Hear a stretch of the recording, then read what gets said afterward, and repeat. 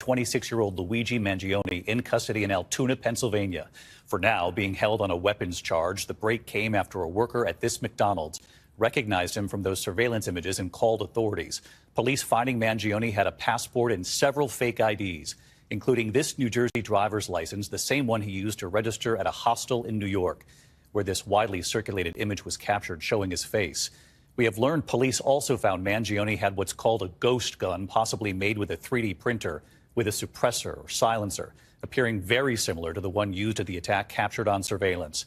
The images today, when the news broke, the NYPD immediately racing down I-80, the nearly 300 miles to Altoona, Pennsylvania. Mangione seen in a mugshot late today, his arraignment just moments ago in Altoona. The images in a moment here. We have learned he was valedictorian in high school. He went to the University of Pennsylvania, where he graduated with a master's in engineering. Nearly a week after the CEO of UnitedHealthcare was gunned down outside a New York City hotel, 26-year-old Luigi Mangione has been taken into custody in Altoona, Pennsylvania, where he was recognized at a McDonald's from surveillance images. He is believed to be our person of interest in the brazen targeted murder of Brian Thompson, CEO of UnitedHealthcare, last Wednesday in Midtown Manhattan. The NYPD seen racing along I-80 to Altoona, nearly 300 miles away after a break in the case just after 9 a.m. A worker at this McDonald's spotted a customer who was eating and acting suspiciously and dialed 911. A McDonald's employee did something we ask every American to do. If you see something, say something, but most importantly, do something.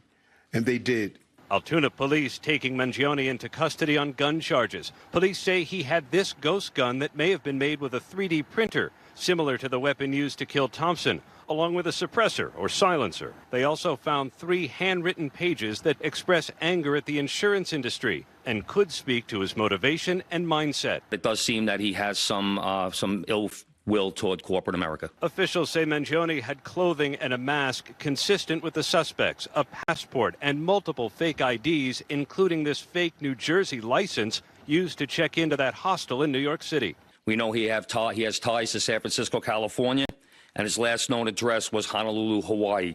He has no prior arrest history in New York. Mangione had a master's in engineering from the University of Pennsylvania. He's from Maryland, where he was a valedictorian at a private boys' school in Baltimore, seen here giving a speech. It seems like just yesterday that we were freshmen, having tie wars and playing computer games in CT20. But now we're moving on.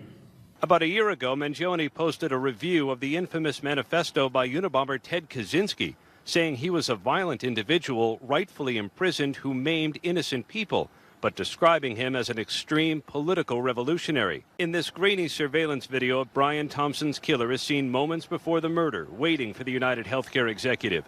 When the gunman spots his target, he runs across the street and opens fire, leaving Thompson to die on the sidewalk. Our NYPD investigators combed through thousands of hours of video, followed up on hundreds of tips, and processed every bit of forensic evidence. Police stitched together a timeline of the suspect's movements from the moment he arrived in New York 10 days before the shooting.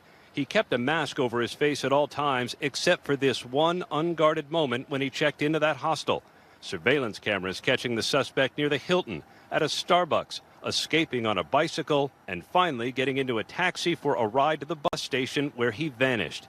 At the shooting scene, police found bullets with the words deny, defend, and deposed, a possible reference to grievances with the insurance industry. Yes, he was the CEO of a health insurance company. In America, we do not kill people in cold blood to resolve policy differences or express a viewpoint. Thompson's murder has ignited online anger against the industry, and over the weekend, the company putting up fencing around its headquarters.